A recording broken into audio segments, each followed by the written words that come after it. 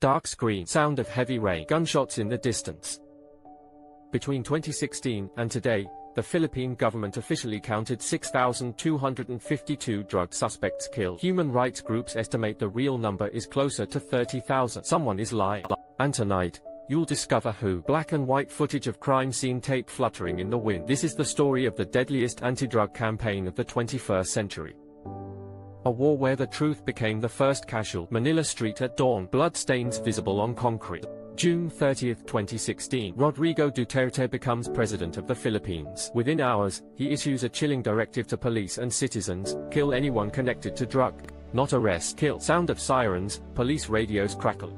The promise was simple: clean up the streets, eliminate drug, make the Philippines great again. But here's what nobody expected. Hospital morgue, bodies covered in white sheets. Maria Santos was selling vegetables at a Manila market when masked gunmen shot her dead. Her crime?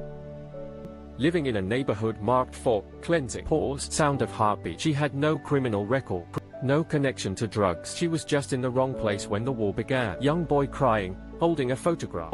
But Maria's story is just the beginning. What nobody tells you is that children started dying too. Over 100 kids killed in crossfire that was never supposed to exist. 10-year-old Althea Barbon was sleeping when bullets tore through her home. The official report called her death collateral damage. School playground, empty swings moving in the wind. Carl Angelo Arnaiz was watching cartoons when armed men burst through his door. They were hunting his father, allegedly a drug dealer. They found a terrified child instead. Carl Angelo was shot 3 times. The police report claimed he resisted arrest. Sound cuts to silence. He was 7 years old. And this is where everything changes. Hidden camera footage inside a police station. In August 2024, Police Colonel Jovi Espenedo broke his silence. What he revealed would shatter the government's narrative forever. Congressional hearing room, tense atmosphere. Espenedo testified that police officers received 20,000 pesos for every person they killed, about $400, the price of a human life. But here's the shocking part: the money didn't come from the government budget. It came from gambling lords and illegal operators who paid police to eliminate competition. Stacks of cash being counted. The drug war wasn't about justice. It was a business model, and the quotas were deadly. 50 to 100 kills per day, Espenedo revealed. That wasn't a target for arrests. That was a target for execution. Police officers in riot gear, faces obscure. Former police chief Royina Gama, once Duterte's trusted ally, sat before Congress in tears. She confirmed what many suspected but no one dared say. If there were killings, they would receive incentives, she testified. What she revealed next would expose the true scope of the horror. Presidential palace, ominous music. President Duterte personally approved the reward system. He requested increased budget specifically for these incentives. The killing wasn't a side effect of the drug war. It was the strategy. Families mourning at a cemetery. Thousands of families were torn apart.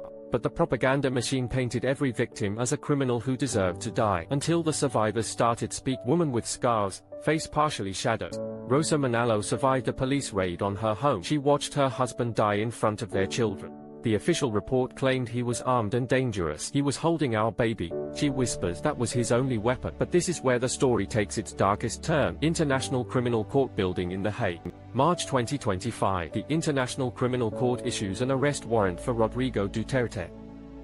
But the Philippines refuses to surrender him. Protest crowds, people holding photos of the dead.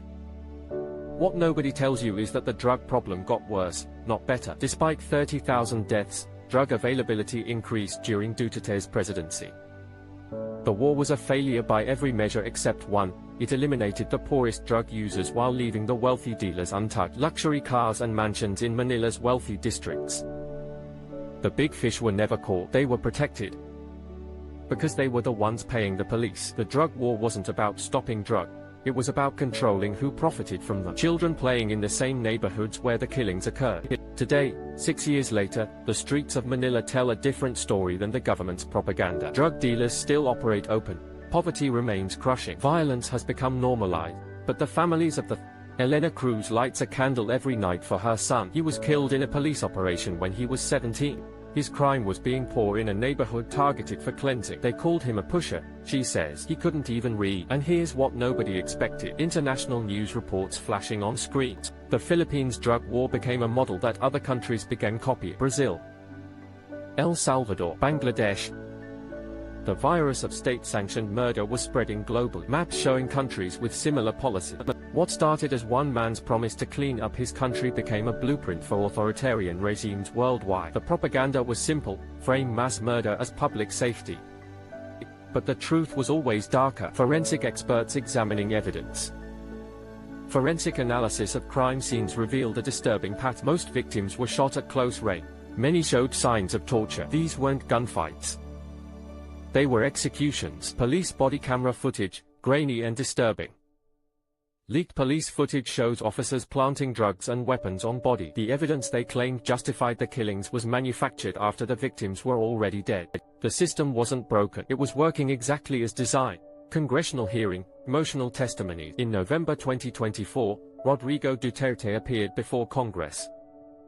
For the first time, he admitted the truth. Yes, I gave rewards to police officers, he confessed. I take full responsibility. But even then, he showed no remorse. Duterte at the hearing, defiant expression. I did it for my country, he declared. The same words used by dictators throughout history to justify mass murder. What nobody tells you is that his approval ratings never dropped below 70%. The Filipino people supported the killing until they realized their own families weren't safe.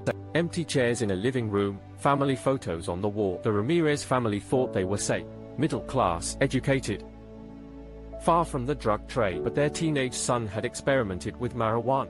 Someone reported him. He was found dead with a sign around his neck, drug pusher. Don't follow my example. News anchor reporting, serious expression. The propaganda machine called every victim a criminal. But the families knew better. Teachers, street vendors, students, taxi drivers, even police officers who questioned the system. All branded as drug dealers, all executed without trial. And this is where the story becomes personal. Documentary filmmaker, face obscured for safety.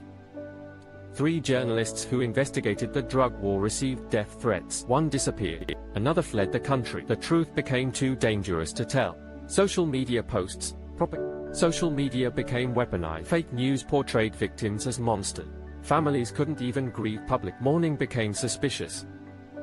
Asking questions became treasonous. International protest outside Philippine embassies. The world watched in horror. But the killing continued. Today, Rodrigo Duterte remains free, protected by the same system that enabled the massacre. The dead remain uncounted, the families remain silent, and the drug trade continues to flourish. Manila streets at night, people walking cautious.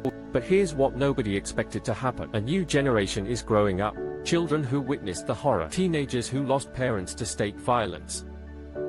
They remember, and they are asking questions the propaganda can't answer.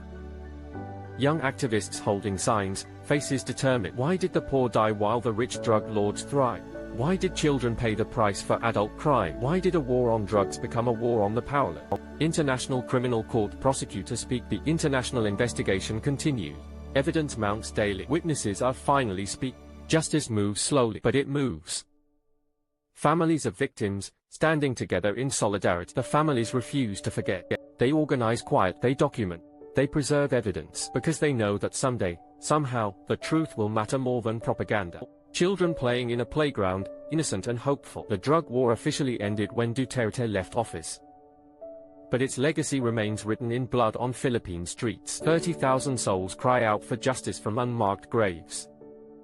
Their stories were buried, their names were forgotten, but their truth survives. Candles flickering in the darkness, one for each victim. Because in the end, propaganda fades, political careers end, dictators fall, but the truth endures.